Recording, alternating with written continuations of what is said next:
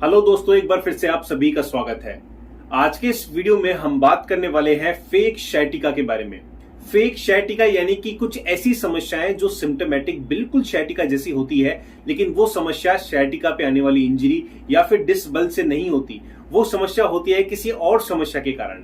तो आज के इस वीडियो के अंदर वही समस्या के बारे में हम बात करेंगे। आपको मैं बताऊंगा कि कौन कौन से ऐसे कारण होते हैं जिसके कारण आपको बिल्कुल sciatica जैसा दर्द महसूस होता है, और इस दर्द को आप अगर जान लेंगे कि किस कारण से होता है तो आपके लिए इस दर्द को ठीक करना भी काफी ज्यादा आसान हो जाएगा। काफी पेशेंट हम लोग देखते हैं जो लंबे समय तक यही सोचते हैं कि उनको sciatica हो रखी है, डिस्क बल्ज की दिक्कत है या फिर स्लिप डिस्क की समस्या उनको हो रखी है, लेकिन जब हम उन्हें चेक करते हैं, डायग्नोसिस करते हैं, तो हमें पता लगता है कि ये दर्द कभी उनको sciatica या फिर कमर से था ही नहीं। ये दर्द था किसी और समस्या के कारण। तो उसी एक्सपीरियंस के साथ में मैं आपको आज बताने वाला हूं उन सभी समस्याओं के बारे में। तो ये वीडियो अगर आपको अच्छा लगता है प्लीज वीडियो को लाइक जरूर करिएगा, शेयर जरूर करिएगा अपने दोस्तों के साथ में, और चैनल को सब्सक्राइब करे बिना नहीं जाइएगा। तो चलिए फिर जानते हैं ये फेक sciatica किस कारण से होता है। दोस्तों, हमारी सबसे पहली समस्या जिसके कारण पेशेंट को sciatica जैसा दर्द होता है, ये समस्या है सैक्रोइलियक जॉइंट डिस्फंक्शन की, जिसको हम लोग SI जॉइंट डिस्फंक्शन भी कहते हैं। सैक्रोइलियक जॉइंट जो होता है हमारी स्पाइन का जो सैक्रम होता है और हमारी हिप की जो पेल्विस बोन होती है, इन दोनों से मिलकर ये SI जॉइंट बनता है, और इस जॉइंट पर 2 से 3 डिग्री का मूवमेंट हमें देखने को मिलता है। जब कभी हम वजन उठा लेते हैं या गलत तरीके से बैठे रहते हैं तो ये जॉइंट कभी कभार आगे जाके अटक जाता है, जिसके कारण डिस्फंक्शन इसमें हो जाता है। इस डिस्फंक्शन के कारण पेशेंट को अपने हिप के सराउंड L5-S1 के सराउंड पेन महसूस होता है, और पेन हिप से ट्रेवल होता हुआ पैरों तक जाता है। इस पेन के कारण काफी पेशेंट कंफ्यूज होते हैं, क्योंकि ये पेन बिल्कुल sciatica जैसा होता है, डिस्क के जैसा होता है, और पेशेंट को वही आगे झुकने में, ज्यादा देर बैठने में, चलने में SI जॉइंट का पेन होता है। इस समस्या को ठीक करने के लिए हमें इनिशियल जॉइंट मोबिलाइजेशन करना होता है, और कुछ केसेस के अंदर हम कायरोप्रैक्टिक टेक्निक के थ्रू SI जॉइंट के डिस्फंक्शन को करेक्ट भी करते हैं।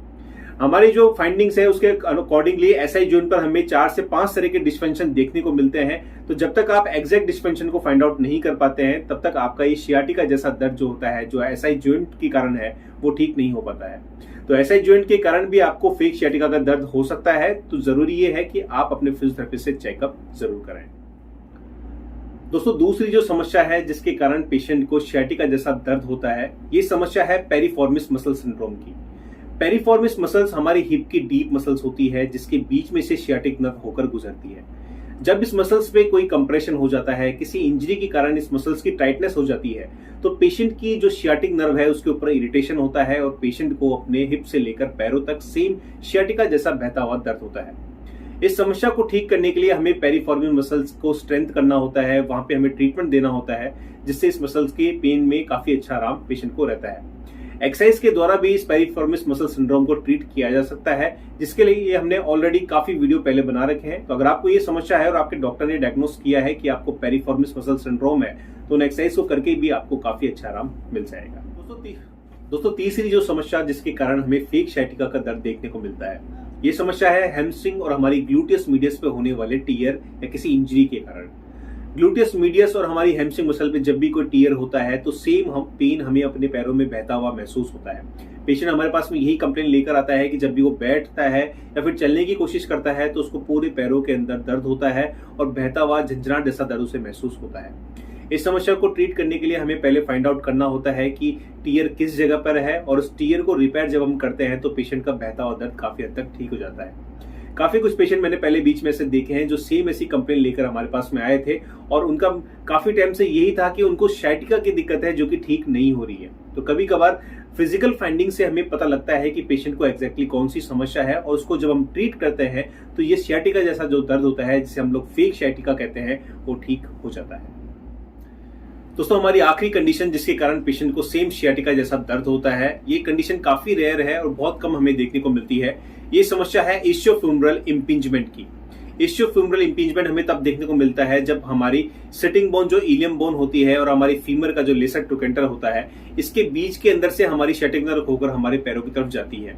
जब किसी तरह का मस्कुलर इम्बैलेंस होता है, हमारे हिप की जॉइंट का कोई डिस्फंक्शन होता है, तो उसके कारण इस नर्व के ऊपर इरिटेशन आने लग जाता है और पेशेंट को सेम sciatica जैसा दर्द होता है।